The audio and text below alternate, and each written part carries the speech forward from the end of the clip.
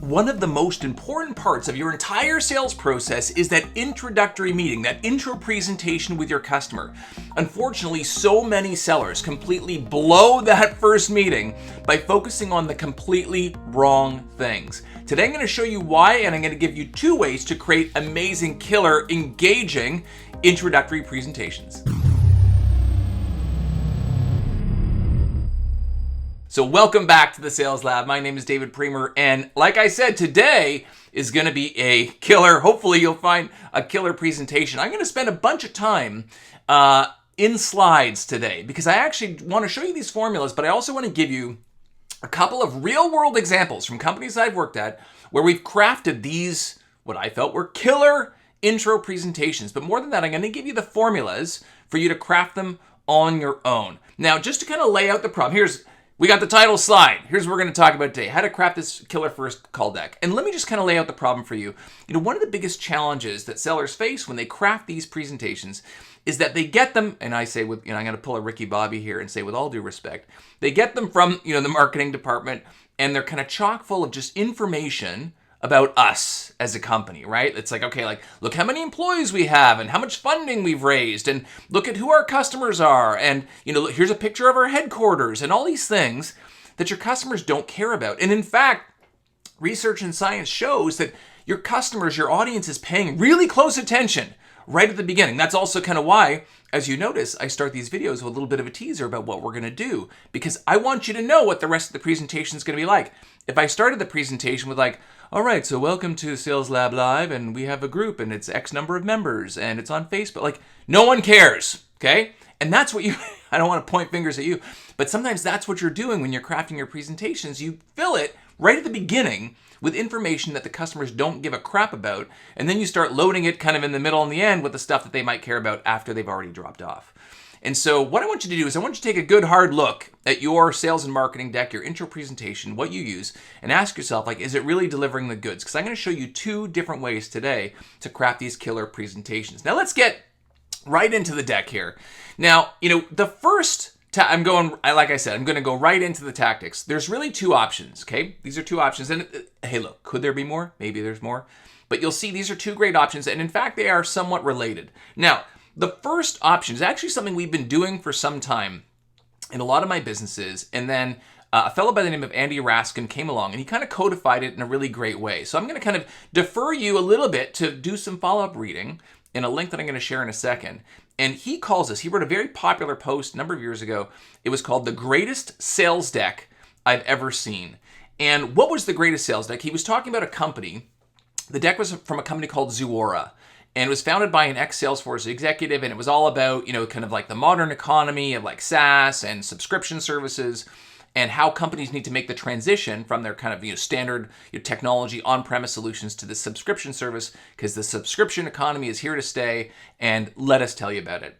And so he actually broke down in his article that he wrote, very popular article, the kind of breakdown of the formula that this deck used. And what I'm going to do is I'm going to lay this out for you today. And it's kind of a simple 5-step process. Now, the link to Andy Raskin's post, you can see there is at the bottom, but you can also just Google the greatest sales deck I've ever seen, and you'll see what I'm talking about. Now, it's interesting because I've heard other speakers and folks talk about this and riff on this, which is kind of what we're going to do today. So I love the fact that it's getting more airplay, but certainly it's not completely in widespread use. Otherwise, we wouldn't be talking about this. So here's the first step in the greatest sales deck we've ever seen. Number 1, you point to a compelling event that exists in the world, whether or not we, as the vendor, exist. And I was actually, when I was back in November, speaking at a conference, a sales conference, sales forum in Milan, Italy.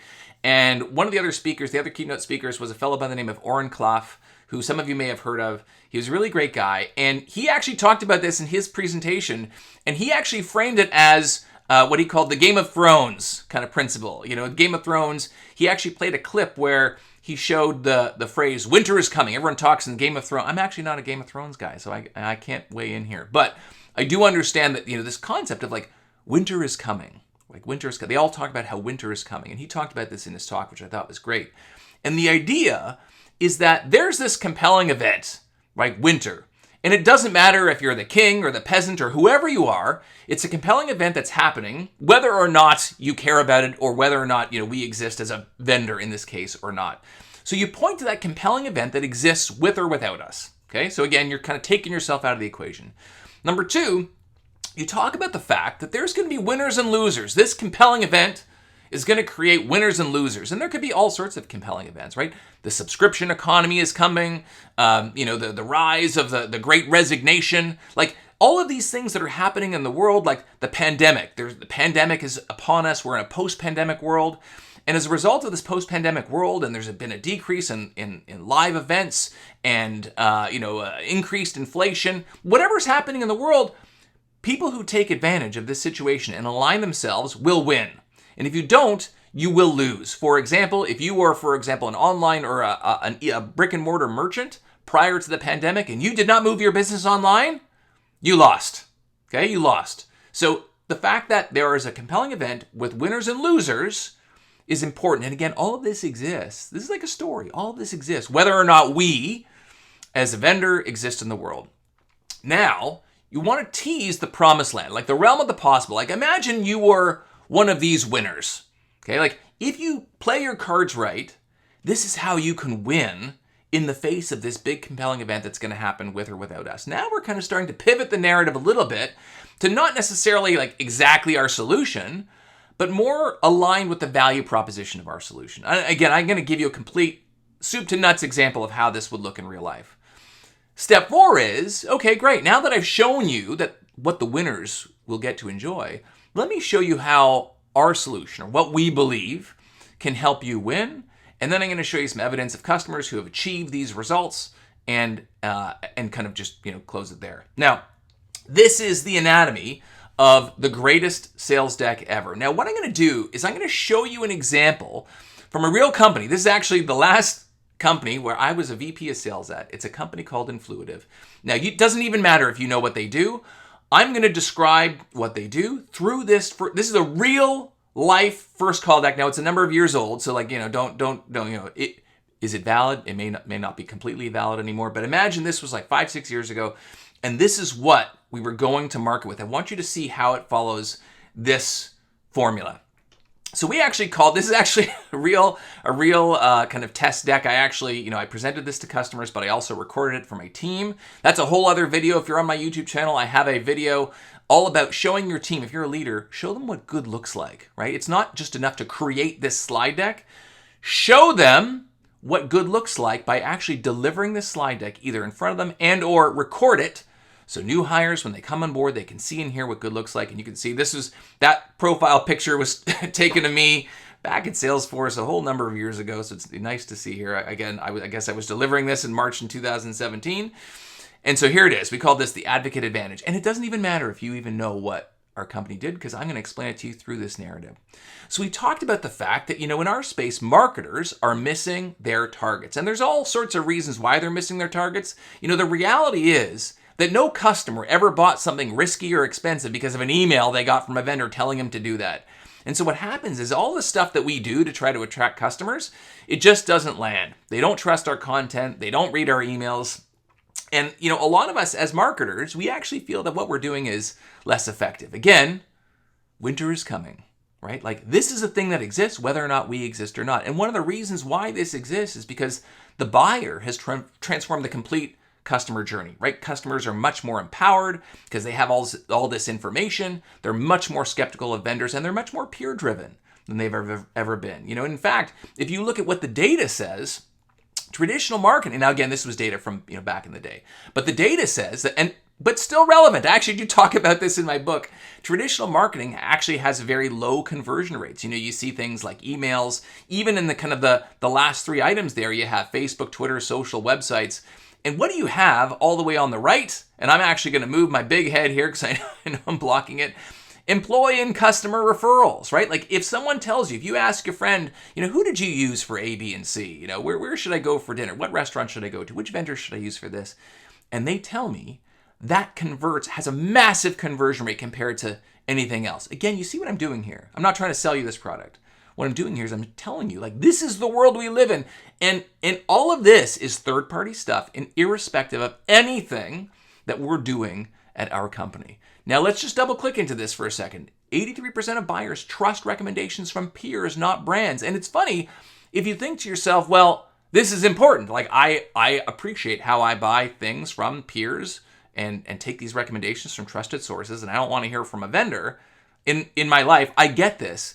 And yet, from a company perspective, from a marketing perspective, we actually underinvest in promoting customer voices. We invest in the website and digital commerce and advertising, all that kind of stuff. We do not promote the authentic voices of people like us, right? And again, I'm not even talking about what we do yet. Now, in this case, we had a kind of a little soft transition to what it is that we do, okay? And again, we weren't getting into the product, we weren't getting into the details. We'd say like advocate marketing, kind of what we're talking about here, is our core focus. And this is what we do. Here are some of the organizations we work with. Here are some of the benefits they've seen. Again, like I don't have to go through like all this thing for you, but I'm just saying like I'm teasing the promised land, right? And then I'm going to bring it back a little bit. And I can say, well, look, so if we all agree advocacy is important, why do so few organizations not do this well? And you see what I'm doing? I'm going back into the problem, right? I haven't even talked about like, oh, we're a software company and we provide A, B, and C. I'm talking about the problem. And if I know a little bit about you and what you're doing, then I can even go further down into this problem. So I talk about things like, hey, look, customers don't know who their advocates are, right? So the question is, all right, how do we figure out who the people who love us are so that we can ask them to do stuff for us? The other problem is that a lot of organizations just don't have these authentic relationships with their customers. You have customer relationships and sales and product and support and marketing, but they kind of live all over the place. And then there's like the silent customers you don't even know about. You see what I'm doing? We're not even talking about what it is we do, right? And then also, even if you identified who these people are, you don't even know what you're going to be asking them to do. Like, what are the things you actually want them to do that are going to drive the ball forward? And so there's all sorts of things they can do. Here are some examples. Here's why people actually do things in real life. Again, this has nothing to do with us. This is just stuff in society. And then we start to transition and we talk a little bit about here's kind of what we believe is the best route forward. So I'm going to do like, just take a breath here and take a full pause, okay? Now, after this part in the deck, and of course, I'm not suggesting you just like plow through your slides and don't ask customers any questions. You can pause in each of these instances and say like, so tell me like, how are you doing with your marketing effort? You don't have to go through this from start to finish. How are you doing with your marketing efforts? Like, have you tried to identify maybe some of the customers that love you? And what are you asking them to do now? Are you on websites like G2 and Trust Radius and these kinds of things? And again, like our goal should be to get through most of that introductory presentation without even talking about what it is we do. We're just talking about the problem. We're deepening the customer's understanding of that problem. We're deepening our knowledge of the problem and our ability to solve it and our ability to kind of see this problem exist all over the market. But we're not talking about our products and solutions just yet. Now, certainly you can. That comes at the end, right? But now all we're doing is we're just fixating completely on the customer. We didn't even talk about like how much money we raised and how many offices we have and how many employees and all that kind of stuff.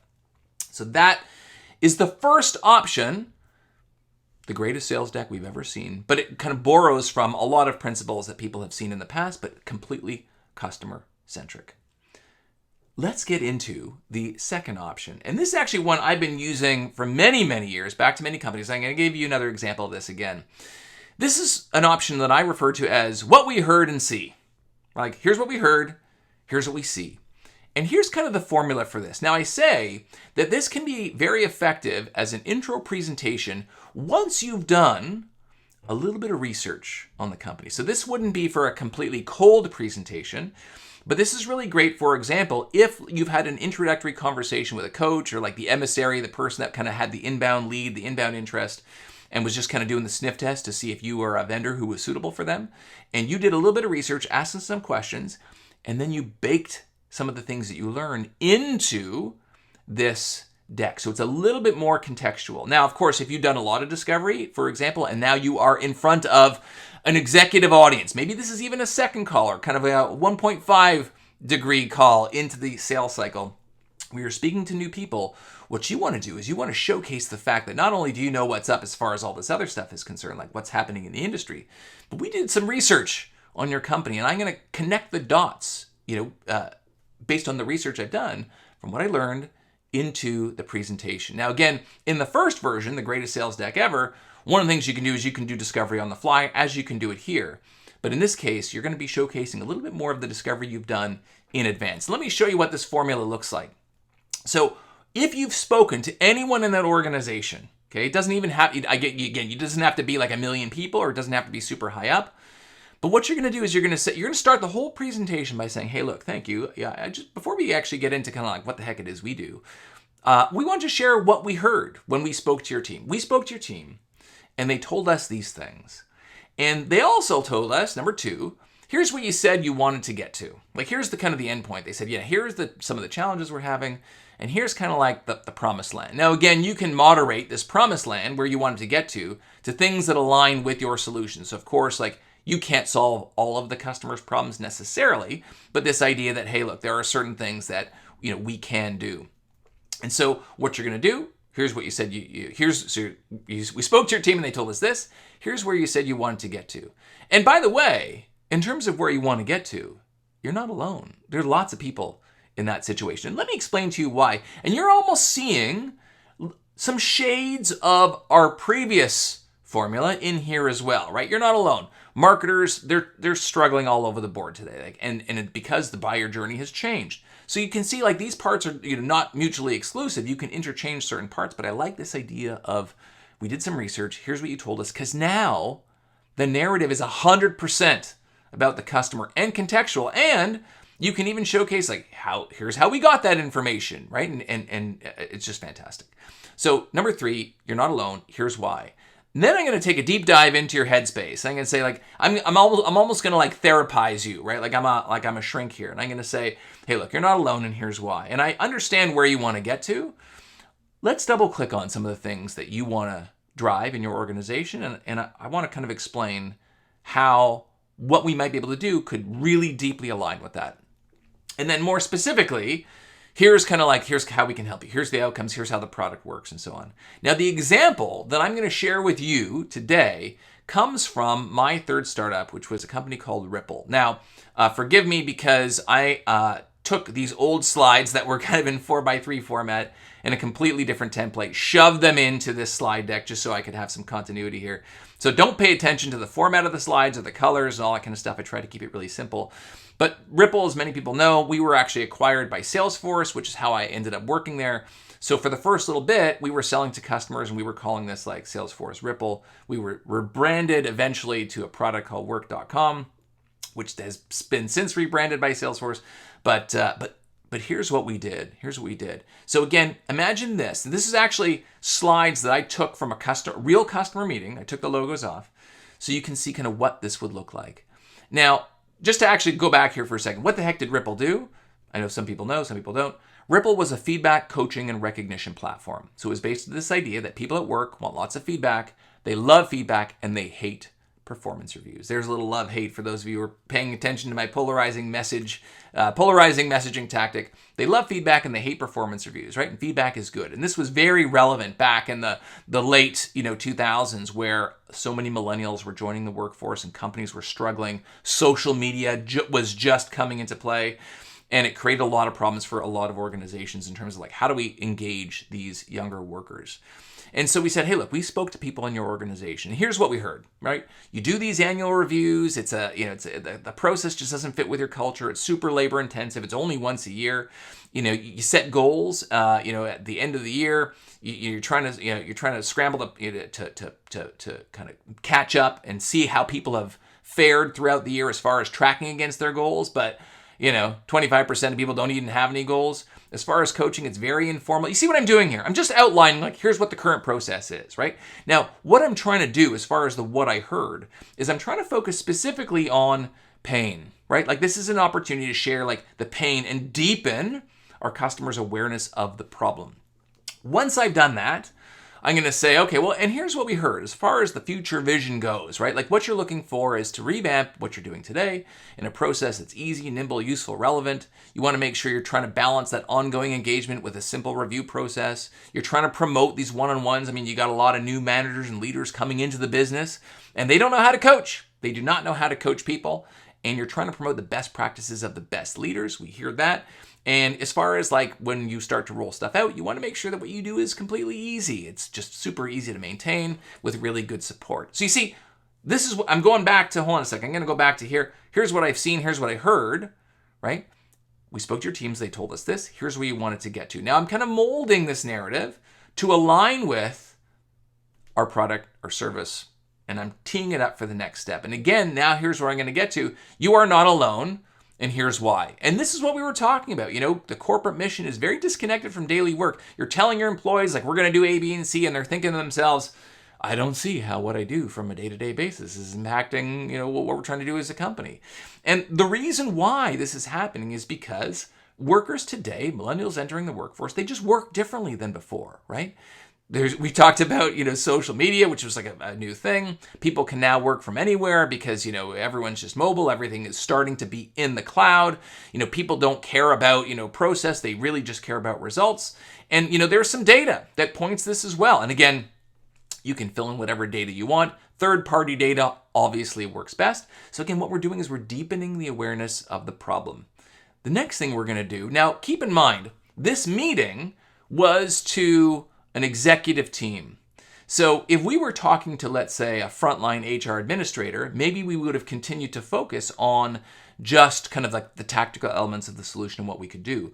But we were talking to an executive audience here. And so what we did was we, again, try to deepen the customer's understanding of the problem and how we solve it by aligning that problem with the challenges that are facing executive teams. And we actually went into a few specific details where we said, hey, look, executive teams like know this. They set high-level goals, but you know, our people don't know what they're supposed to do to achieve those goals, right? The goals change and shift midstream, but like if we set the goals at the beginning of the year, it's actually quite hard to change those goals midstream, right? How do we do that? So how do we help people understand what the goals and objectives are, map down to their daily and weekly activities, and how do we make sure these things are top of mind in one-on-ones? And again, I'm going to look you right in the eyeball and say, in none of this are we talking about our product or service. All we're doing is we're talking about the problems that the customer is experiencing. Now, again, I don't have to go through all of these, but I'm just showing you here. You can freeze the screen, pause the video and take this in if you want. But the idea here is that we said, you know, we're going to anchor our narrative on three things: alignment, transparency, and engagement. These are the things that executives care about. And this is how your concerns align with the questions that we would plant in your head and the things you want to solve. And then we start like pivoting to our solution. We said, hey, look, the solution to all of these problems is to promote key behaviors like this: coaching, feedback, recognition. And we kind of dove deep into that. And, you know, with the rise of social media, people are on their phones all the time. And of course, Salesforce was talking about this at the same time. People are on their phones all the time. Again, winter is coming.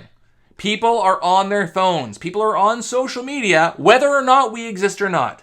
So when we develop our solution, we want to make sure that we actually deploy it in the areas that people are actually looking at, right? It's on your phone, it's in email, it's in social, and you know, here's why we're different. And again, like I don't have to get into all the details, but you see what I'm doing here, right? I've gotten through many slides. This could be a 1-hour discussion if it wanted, or even more if it wanted to be. And I haven't even talked about what it is that we do. But at the end of these meetings, at the end of the first calls, not only do the customers appreciate the problem they're up against because we've obviously aligned our narrative to it and deepened their understanding of it, but they now see us as people with credibility, with experience, with expertise, with an organizational capability to deliver on the promise of the future.